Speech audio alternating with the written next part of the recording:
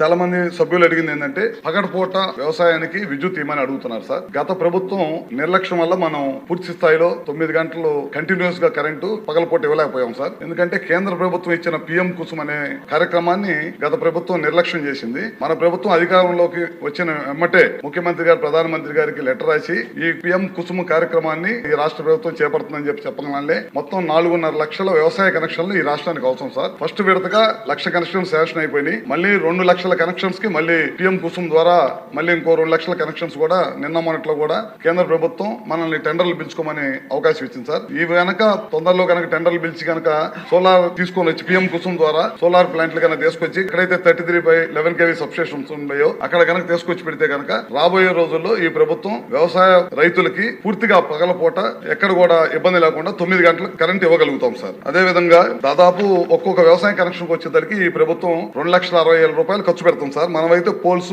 Transformer మరియు transmission lines, poles అయితే 3, transmission lines అయితే 180 మీటర్లు, ఇవన్నీ కూడా మనం ఇస్తాం సార్. దాదాపు ఈ ప్రభుత్వం వ్యవసాయ కనెక్షన్స్ కానీ విద్యుత్ కింద 12,400 కోట్ల రూపాయలు పైన ఖర్చు పెడుతుంది సార్. ఇందాక మన బలరాం కృష్ణ గారు అడుగుతూ 350 కనెక్షన్స్ ఉన్నాయని చెప్పారు. అవి కూడా తొందరలోనే పూర్తి చేస్తామని చెప్పి మీ ద్వారా సభ్యులకు తెలియజేస్తా ఉన్నాం సార్. అదే విధంగా 3 సబ్స్టేషన్స్ ఎప్పటి నుంచో పెండింగ్ ఉన్నాయి అంటున్నారు. వాటిని కూడా లోడ్ ఉంటే కనుక, ఆ ప్రాంతంలో లోడ్ ఉండి అవసరం, సబ్స్టేషన్ అవసరం అనుకుంటే కనుక ఖచ్చితంగా ఇమీడియట్ గా దాన్ని కూడా చేస్తాం. ఈ ప్రభుత్వం అధికారంలోకి వచ్చిన తర్వాత 3 డిస్కమ్స్ పరిధిలో దాదాపు ఇప్పటికే 70 సబ్స్టేషన్స్ టెండర్లు పిలిచే ప్రక్రియలో కొనసాగుతుంది. తొందరలోనే టెండర్లు పిలిచి ఎక్కడైతే లోడ్ ఉందో వాటిని అధిగమించడం కోసం మనం ఈ కార్యక్రమం కూడా చేపడతా ఉన్నాం సార్.